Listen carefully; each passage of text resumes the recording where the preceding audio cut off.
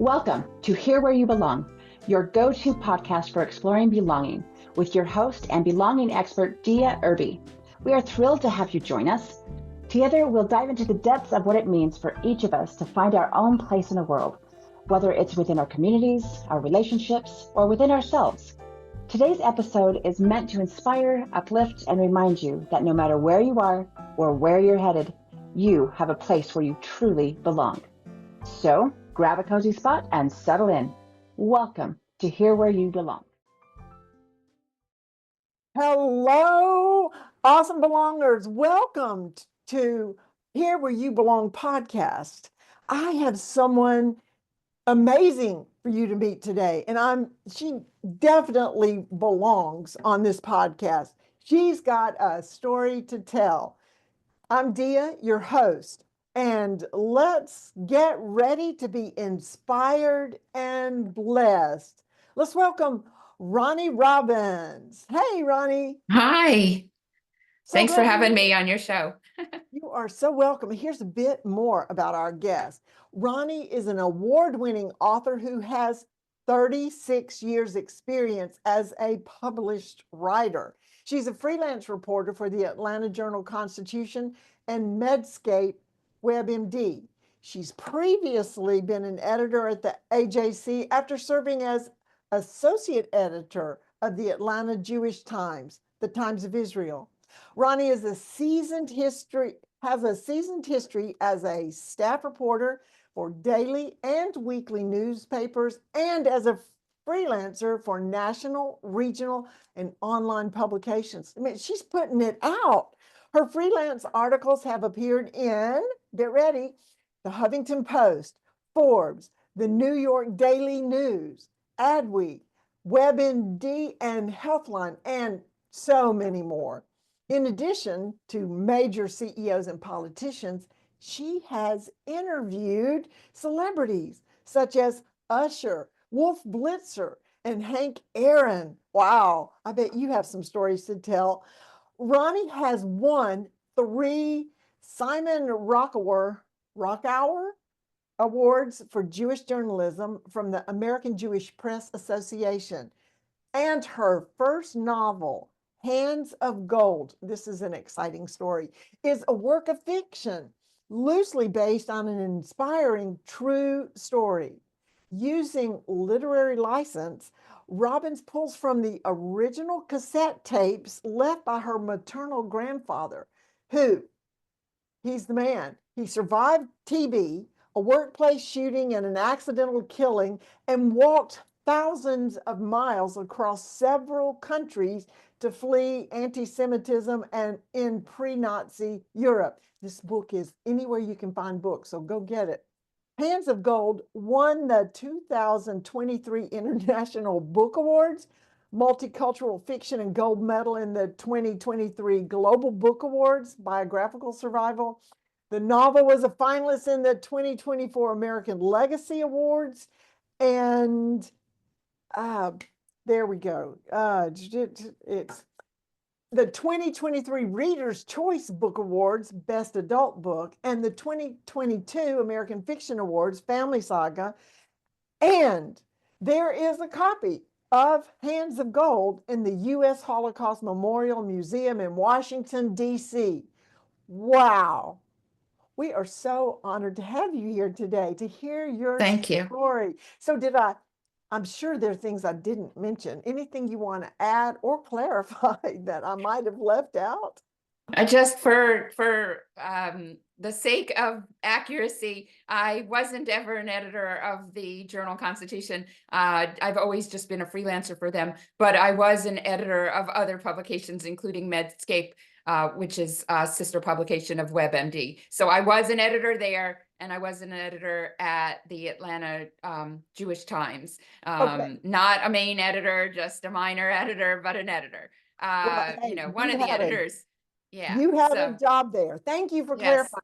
That is why. Everything else, just totally accurate as far as I can recall. But yes, thank you so much for that lovely introduction. There's a lot. You are welcome. So this is Here Where You Belong. Mhm. And everybody has a belonging story. Either they didn't feel like they belonged, or someone in their life really made them feel like they belong, or they're creating a sense of belonging for other people. And we'd love to hear your belonging story in whatever stage or category you want to talk about. Well, there's many areas where I think I belong, but in terms of belonging to, I think that my main response would be, I feel like I belong to the author community right now because I paid my dues and of trying to get published for so long, and I got a professional publisher finally. It took me some 20 years from start to finish to make that happen. I did win an award along the way, and I had a lot of rejections, but you just need one to say yes. I actually had two because I lost my first publisher, but I made it to the finish line, and that's what's important. And then winning the awards and having some achievements with the book, some successes with the book in the Holocaust Museum, and being written about, having it reviewed in the Jerusalem Post and also Washington Jewish Week, and a bunch of others, including where I grew up on Long Island, New York. So it's in libraries in New York and elsewhere, all over the country. It's in the Israel Museum. It's in the I think it's just called the Israel Museum, National Museum. So some successes in a community that I was never a part of some 20 years ago. I would never have thought I'd be a part of. So I feel like I belong. I may not be a bestseller, but I belong to, my publisher has published bestsellers. So maybe there's still hope for me yet. I have been a bestseller in small categories on the Amazon bestseller list for Holocaust biography and also for biographical literary fiction. Right now it's under 200, but there's been times when it's been in the top 25 and even in the top 20 of those categories. So I don't know whether it was number one, but I think it was up there in the teens at one point. So That, for anyone who is not attempted to get published or get a ranking, that is incredible, and it's an achievement to be proud of. Congratulations. thank you. Did it. When did you discover, because you are a prolific writer of all types of articles and subjects, when did you realize you wanted to be a writer? Oh, to be a writer goes back to like elementary and high school. So I just was fascinated by words, stringing them together, poetry, calligraphy, penmanship, everything involving writing was fascinating to me, and I was attracted to it. So I thought I might be a musician at one point, but I realized I just like writing the lyrics, which is very similar to poetry. I was good at poetry. So I love language. I liked English. In high school, I took a journalism class because a friend of mine said she's going to major in journalism. So I thought I should take a first journalism class, and I thought I might like it since I like writing in my English classes and finding all the symbolism within literature. I always enjoyed that, and writing the essays. So I did well. They chose me as the copy editor, which at that time meant that I wrote most of the copy for the high school yearbook because they liked my submission. My submission was the opening copy of the yearbook. So and then I got a journalism scholarship. So it didn't take much. It took a really good teacher to say, you belong.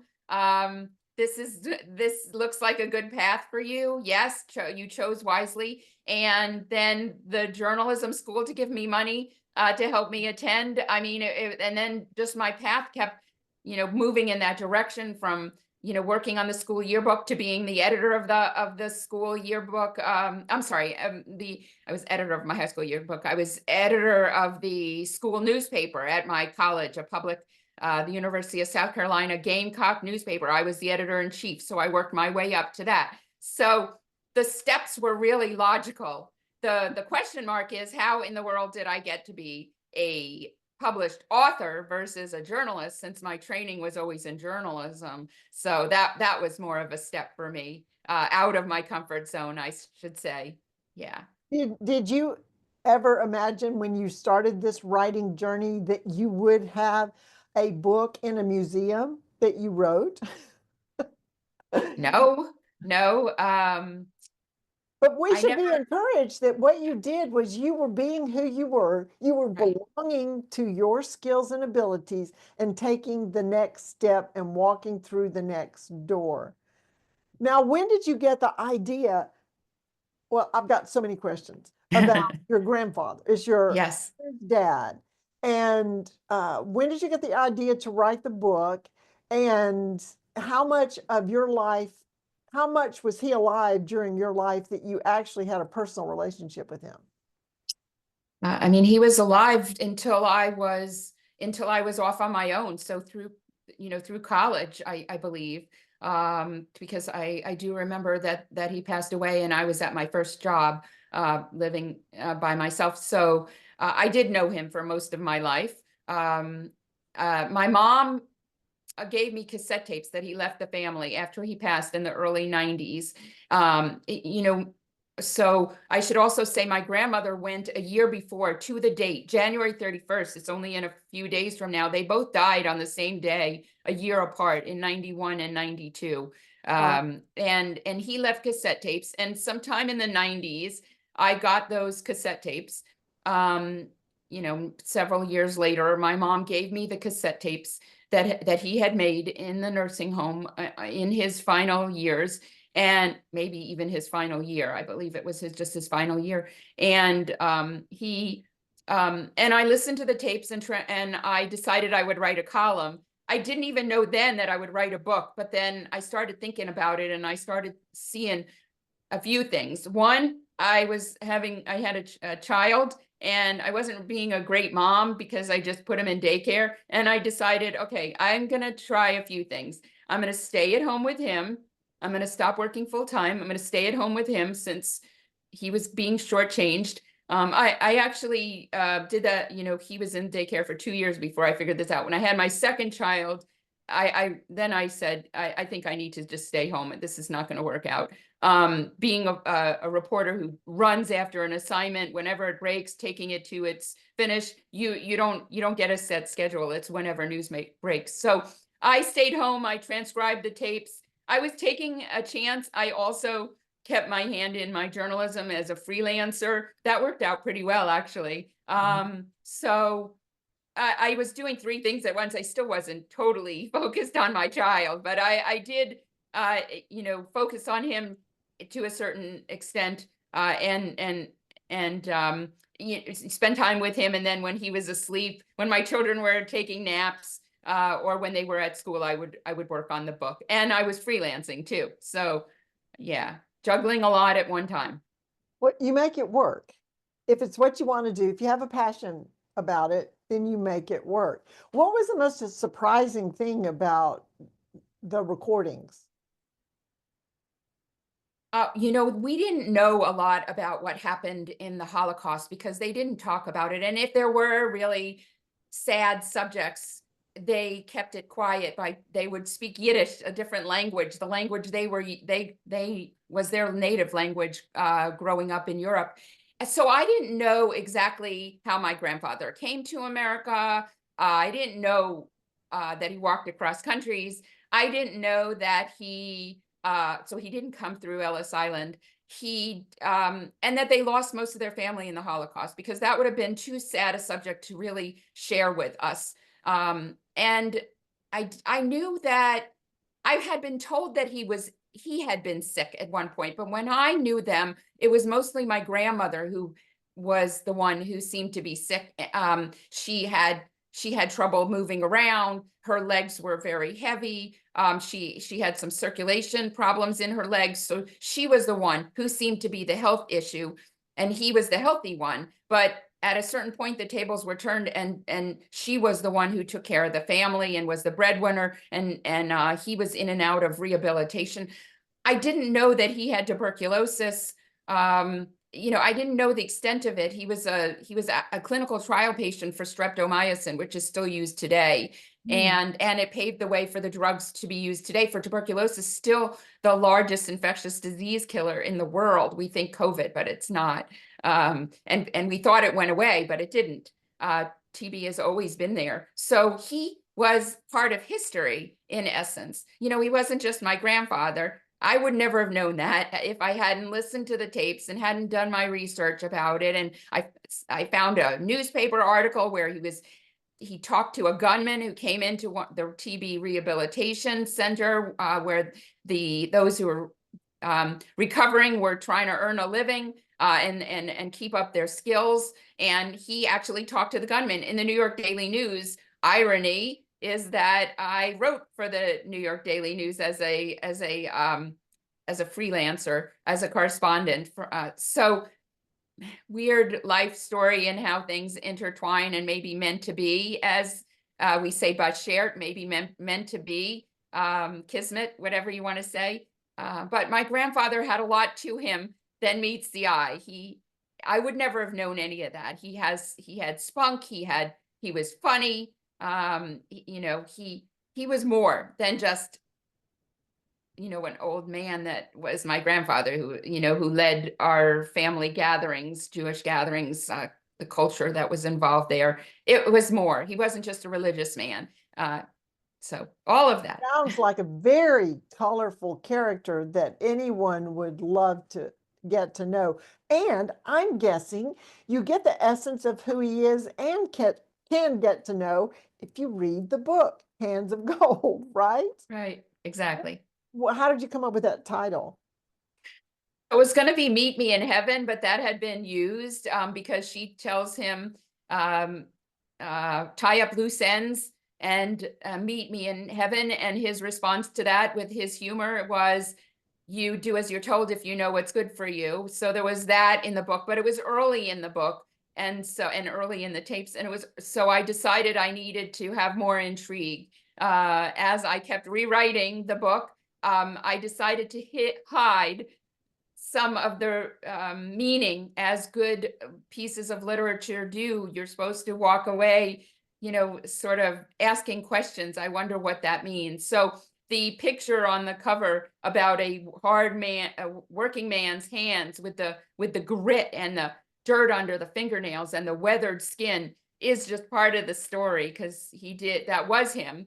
But it was also what he went through. But anyone has to read the story to find out what Hands of Gold is. But if you take the words themselves, their hands are nurturing and hold hands through life. It's romantic. It's a mother's. It's anyone. It's love. It's support. Gold is, of course, wealth. The lack of it. The golden years. They called America the Golden Medina. So there's a lot of the golden age of radio and TV. There's so much that those two words can mean. And together, if you're creative, you'll figure out what I meant, why I chose that title. And love that. Thank you. It's on the one hand, I want to say it's unfortunate that people don't make cassette tapes anymore about everything. And because the communication we have now, there's not a lot of sitting around with the family and listening to stories. However, someone got smart and now there are different options where you get prompted with a weekly email question that you can answer the question. And at the end of the year, it's put into a book. Mm. So, wow. It's a memory right or memo something or my story or all these different, somebody jumped on it and said, hey, you should do this. So I love that you have this book, and also that you could do it as a fiction. So you do have editorial license and you can make the story. Well, you can use your imagination and create scenes that you're not there to document as a news journalist. So, yeah. So anyway, Okay, this is phenomenal. This is so amazing.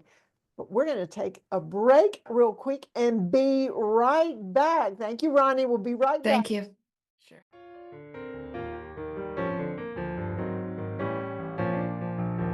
Hey there. Isn't my guest amazing? So glad you joined us today. In this world that often feels disconnected, Building community and fostering belonging are essential.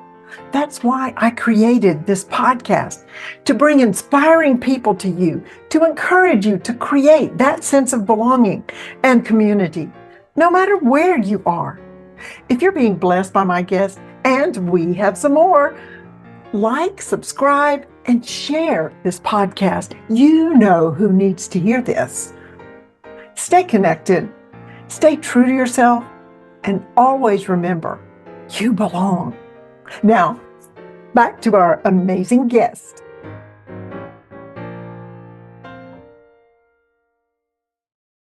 And we're back, belongers, with Roni Robbins, the amazing writer who is so prolific, has written for so many sources, and published her own book about her grandfather.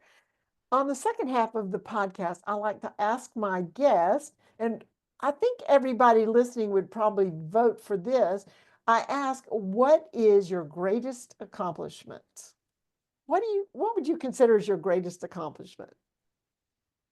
Well, getting this book published was a greatest accomplishment, but I would be remiss if I didn't say that I also, my greatest accomplishment is my children, because I leave them behind too, right? So I've got a book and them. And I once told my son that he was my greatest accomplishment as he was leaving, because he was the first. But I do take pride in my children too. So I wouldn't be a good mom, and I decided to stay home to be a better mom, if I didn't say that they are also my greatest accomplishments. Yes, I totally. So how many do you have? I have two. I have a son and a daughter. So Awesome. so they are still developing into themselves, but young adults. They don't need me anymore too much, except financially a little. But I've got one that's in graduate school, so she's finishing up. So yes, I would like to say that getting my book published is my greatest accomplishment. If you think about it, though, I was raising them at the same time. So they are also my greatest accomplishment during that whole 20 years of working on the book, perfecting the book, pitching the book, getting rejected, and finally getting a publisher and then a second publisher. They were through that. They were there with me throughout that whole process as I was raising them. They don't really think about all of that, but I do. No. What's interesting is you were working legacy on both ends. You were working on the history of your legacy and working on the future of your legacy. Correct. How you were parenting and putting them as a priority is major. And of course, writing is rewriting. So 20 years of investing, 20 years of finding the right home where your book, your manuscript belonged.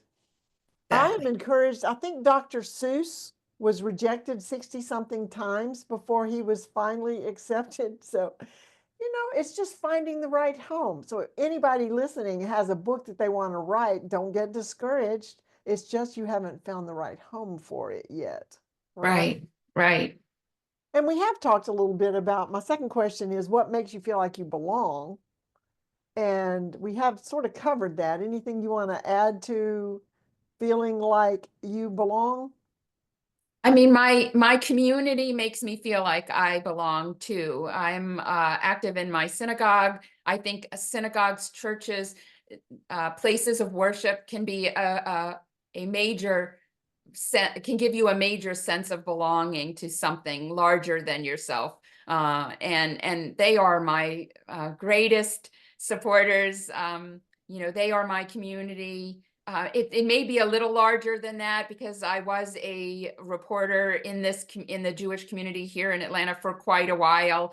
It could be my reading public, in all of Atlanta. And anyone who supports me and writes to me, that feels like I belong.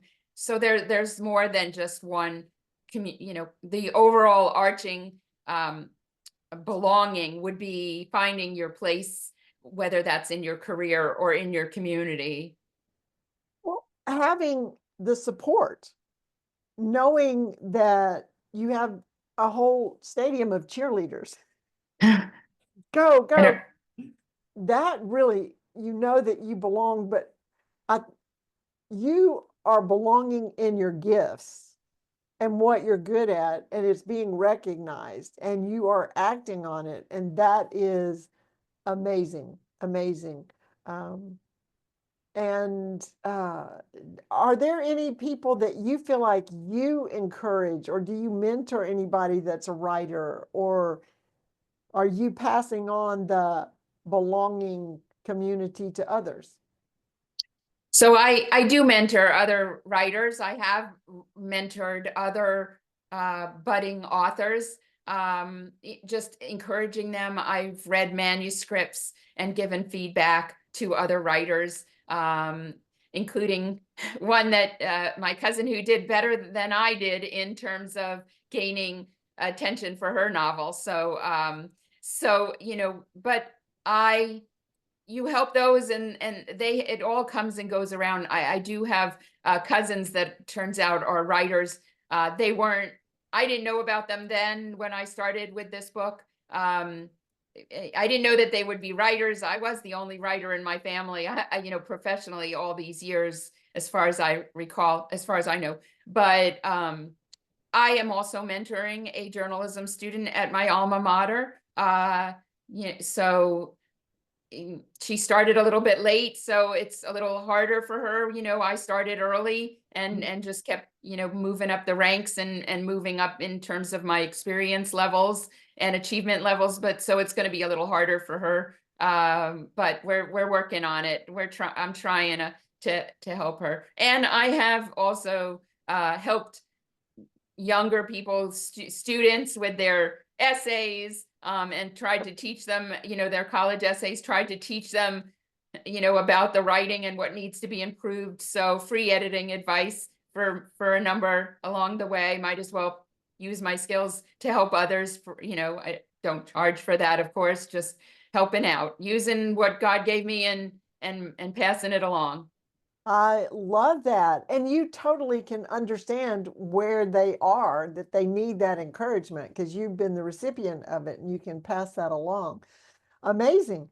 My third question is, what is your favorite quote? And you said, the road is not always to the swift, but to those who keep running, or stay in the race, or stay the course, an interpretation of Ecclesiastes, to everything there is a season.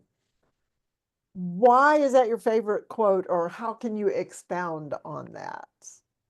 So I do have runners in my family. My husband is a marathoner. My children have both been in cross country and track.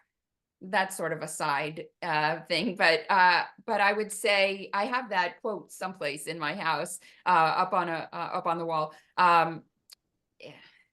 You got to keep pushing towards your dreams. And certainly I'm a great example of how long it takes to accomplish your dreams.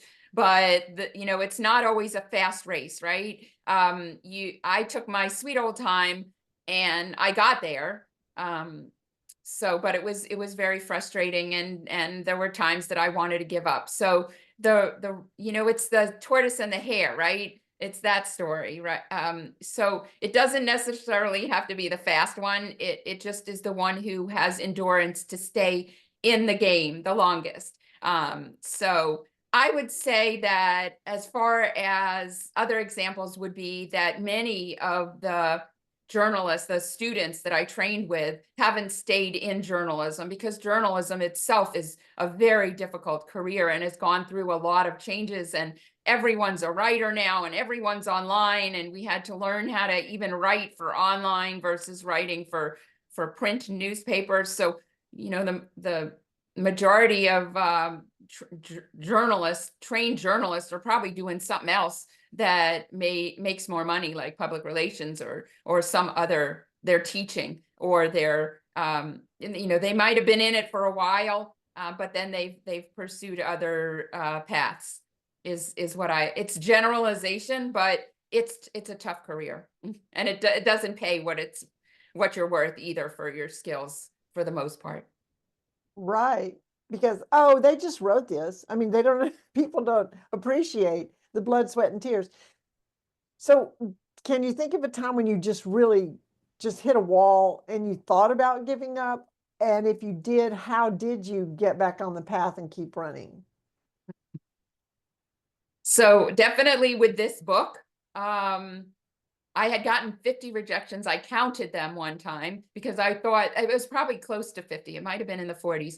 But I decided to count the rejections one day because I thought I had 2 big folders and I thought there must be like 200 rejections in here. And I'd like to know my number because other authors quote that number when talking about their success. So I counted, and I had kept every correspondence. So that's why the folders were so big. It was maybe somebody had written several times or went back and forth. So I printed out and kept everything if it wasn't in the mail, because I started a long time ago. Everything was, you sent your manuscript in an envelope at one point. So it's 50 rejections. So I had remember it took me 20 years, some 20 years from start to finish, from when I started writing till I got published. And so there were times when I couldn't work on the book and I had to concentrate on my journalism. There were times, my assignments, they made money.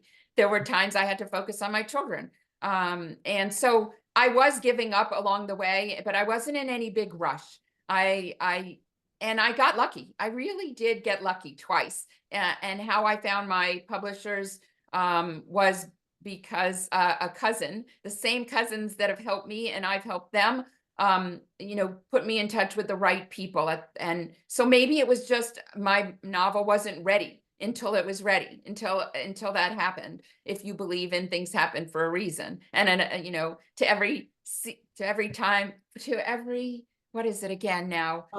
To every time there is a season, whatever, the Right. ecclesiastics. Yes. Oh, sorry. I Look just it up, totally, people. I messed it up. So, anyway, I was determined, but I also was frustrated, and I did throw in the towel a few times, but then something happened. Some new tip came along, some new avenue of, let me try this or let me try that. I realized I didn't need to go to agents. I could go straight to publishers.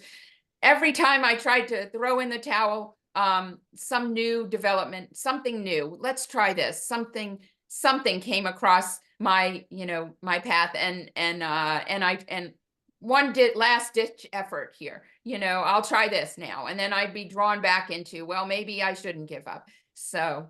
Right. Yeah. Don't give up. Don't give up on your dreams. Just 2 quick questions. How many versions from version 1 to the finished are there? Actually don't know. At least two, because I do know that I wrote it straight from the tapes at one point.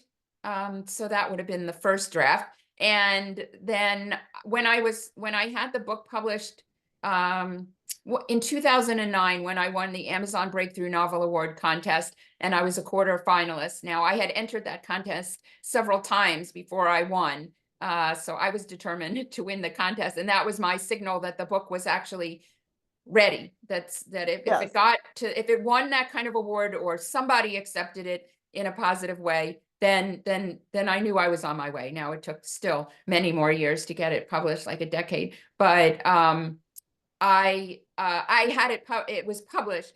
They actually created a book, and I know I changed it from then to what it was, because I changed the names. I know I changed the names several times. I thought I had changed the names good enough, but I decided I'm changing them again. Yes. They were maybe too close to the real people's names, or they took a version of the real people's names, maybe a middle name or a Hebrew name. And I decided I wanted them totally separate from the real people. So there would be no confusion that this is, not the real people. Yeah, definitely fiction, at least in names. Yeah, the first version, because writing is rewriting, the first draft is often different quite a bit from the final draft. And that's okay, because it is a growing, developing document. And I'm so happy for you and so proud that you didn't give up. You stuck it out, and you have documented this for people to be inspired by reading it, or educated also to find out what kind of life people lived as your grandfather did. So before we close from this fabulous episode, do you have any final parting words for our listeners? Well, I'd like to get more hands of gold and more in golden hands. So I'd always say that that's what I attempt to do. So it would be great if people if I wrote this book in my blood, sweat, and tears. Well, I don't know that there was blood, but there were, and I'm not sure how much sweating, maybe, but the whole concept of that, the labor and of it all. It would be great if it could take off. So I would love for people to check out Hands of Gold, and I know that it will inspire people, because what went on in the past shapes who we are today. And anyone who's an immigrant or from an ethnic family will find their own family within my family, and it just shows how much we can go through in our lives. My grandfather had TB, and they lost all their family in the Holocaust. He lost a grown child. He was involved in a shooting. He accidentally killed somebody.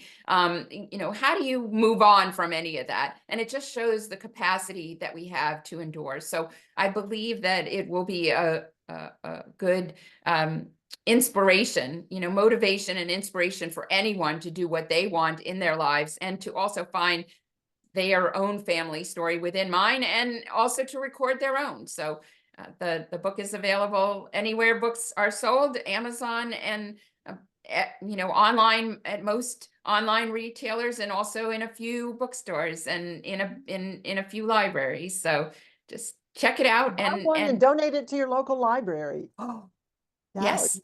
Yes. Well, to my amazing guests, thank you, Roni Robbins. And to our listeners, belongers, stay connected, stay true to yourself, and always remember, you belong. This is Dia Irby with Here Where You Belong podcast, signing off. Bye now.